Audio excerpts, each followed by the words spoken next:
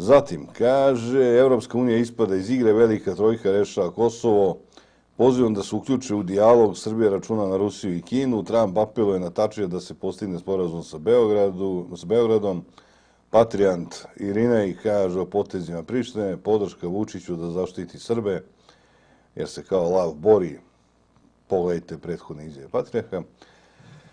Mišljen Lučimo vraća se u Savet bezbednosti. Priča se vraća u Savet bezbednosti, odnosno vraća se u Ujedinjene nacije, ne samo u Savet bezbednosti.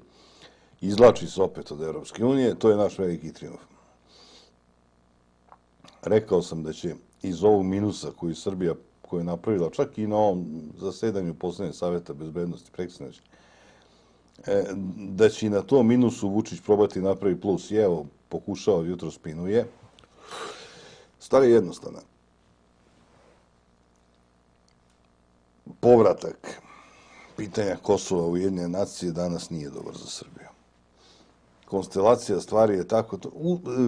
Stvorena je jedna klima već desetinu godina se u Srbiji stvorila klima, samo treba da se vrati pitanje Kosova u Ujedinjene nacije i nema problema.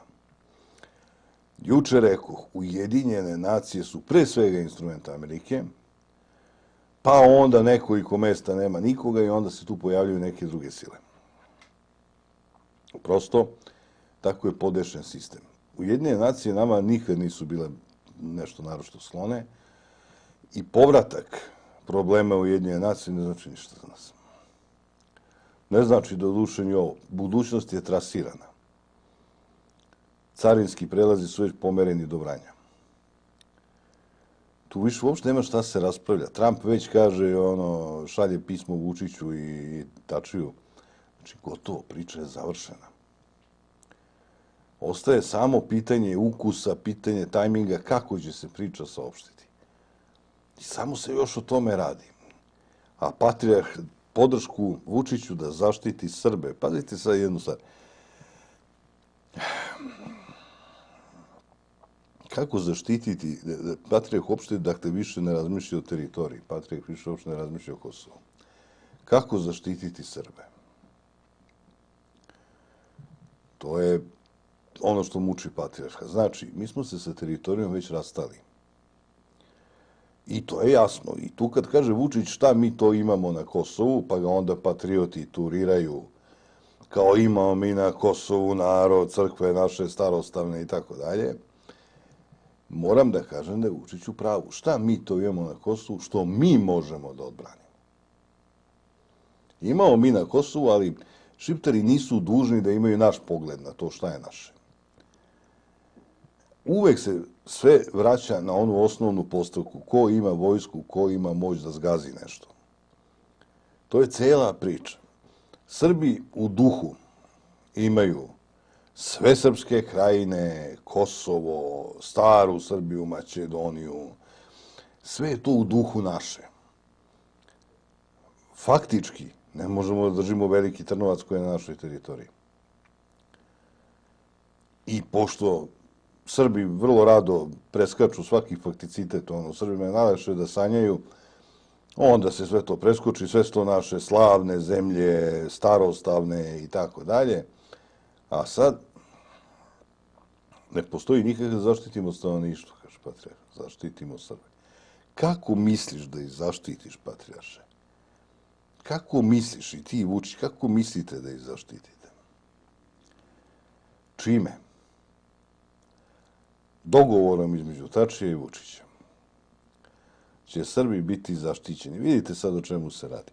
Danas može se sklopiti dogovor između Tačića, Vučića i Tačija, pardon, izvinjam se. Tu može se pojavi i Dači, odnosno Dačić. Nije važno uopšte. Može se sklopi neki dogovor tu. Da se Srbi neće dirati. I sa Haradinajem i tako dalje. I da će biti mirno na Kosovu i tako dalje. Taj dogovor, recimo, može se poštuje 5 godina, 10 godina. Može se desiti da ga Haradinaj i Tači zaista i poštuju. Šiptari nisu ni skloni kršenju reči. I tako dalje, i tako dalje. Ali promene se neke okolnosti, dune novi vetar, čak i pod pretpostavkom da su stranci umešani u to, pa su sad oni garanti da Srbi neće biti dirani i tako dalje. Dakle, ne postoje večni dogovori. Ne postoje večni dogovori, pošto se Srbi drugačije očigledno nego dogovorom zaštititi ne mogu. Ali dogovori nisu večni. Mnogo je bolje kontrolisati teritoriju nego imati nečiju časnu reč. Mislim da je to jasno, da to debil može da razume i čudi me da Patrijarh to ne razume. Mnogo je bolje držati teritoriju. Jer na teritoriji, dok držiš teritoriju, ti imaš šansu zaštitiš stanovništvo. Kad ne držiš teritoriju, ti onda imaš mogućnost da, ako ti neko pegla stanovništvo, sazoveš, evo, ako nam pristanu svi drugi, jeli, Savjet bezbednosti ili Generalnu skupštinu. Da plačeš dok te ovi cepaju. Istorija srpskog naroda na Kosovu pokazuje dve tendencije. Pokazuje tendenciju da se Srbi adaptiraju u nekim okolnostima. Dakle, jedan deo Srba je beskrajno adaptibilan tamo, izgradio je mimikriju. Mislim da mnogi Šiptari, kad im prođe Srbi negde, oni nemaju pojma da taj nije Šiptar. Kad pričaju s njim i ne znam šta.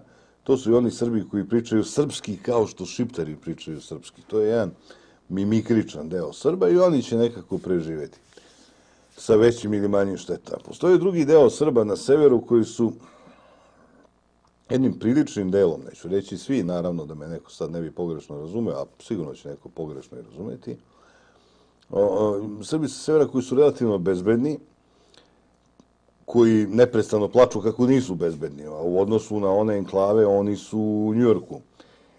Ali plaču jer tu kaplje lova, kaplju dodaci, kaplje svašta i onda je tu, to su profi Srbi i oni uvek mogu pobegnu. Oni će uvek imati vremena da zbrišu. Ja kako će onaj odozdo negde iz majčine, tamo iz neke enklave zbriše, to ne znam, ali ovi će uvek moći zbrišu. Međutim, dugoročno gledano, postoji i oprečna tendencija, a to je tendencija da Šiptari prave monoetničku naciju.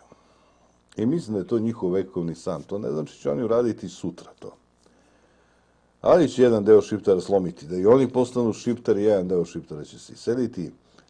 Srba, pardon, sa Kosova će se iseliti. Bilo bi interesantno znati koji procenat Srba sa severa već ima stanove u Beogradu, Kraljevu, Kragujevcu, Kruševcu, Mladenovcu i njihovo srpstvo dole. Oni kao čuvaju srpstvo, zapravo čuvaju plate, dodatki i te stvari, nema veze to sa srpstvom odavno. Tako da je situacija dole dosta loša. Ovo treba da nas nauči sledeće. Izgubio si teritoriju, izgubio si mehanizam za zaštitu. Zašto se ljudi bore za teritoriju? Zašto se mravi bore za teritoriju? Zašto se uopšte u prirodi sve bori za teritoriju? Nije to bez veze. Tle je izvor svih dobara. Ljudi se bore, od kad sveta i veka postoji, bore se za teritoriju. Šta Englezi traže u Indiji? U Kini? Nekada. A i danas na mnogo mesta u svetu. Šta traže? Tle. Da parazitiraju na tuđem tlu, jer njihovo je oskudno.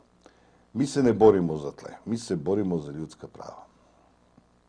Nije važno kolika je država, važno je se poštuju ljudska prava. To jednostavno nije tačno. I ljudska prava može da obezbedi samo Srbima na Kosovu, ljudska prava može da obezbedi samo srpska država. Šiptarska država će da im obezbeđuje sve manja i manja ljudska prava i to je to. I to je stalna zabuna koja vlada u srpskoj politici, gde se bori za principe, a ne za opipljive stvari. To je zabluda i naroda u Srbiji, velika politička zabluda. Naučeni su da misle, čak i oni plitko misleći dolaze od tog zaključka, da se može izboriti za principe bez primene sile, ili bar bez pretnje silom. Da postoji u politici međunarodno pravo koje ovome ne da, nama daje i tako dalje. To su idiotske priče. I pošto nasedamo na idiotske priče, pošto verujemo u Deda Mraza, nama ne ostaje ništa drugo nego da gubimo parče po parče tla. Jer verujemo da postoji supstitut. Da postoji, znači sad ko kad bi botaničar rekao, jeste, više nemam zemlju, prazne su mi saksije, ali imam mokru krpu pa ću na njoj da gajim nešto. To otprilike tako. I to je on zabluda koji Srba ne može se istera nikako. Malo docnije ću reći nekoliko reči o tome kako se kod nas uselio, podmuklo se uselio taj kolaboracionizam, ne kao čin i akt, mada jeste i tako, nego kao čitava narodna filozofija se proturila tu. To je tek interesantno.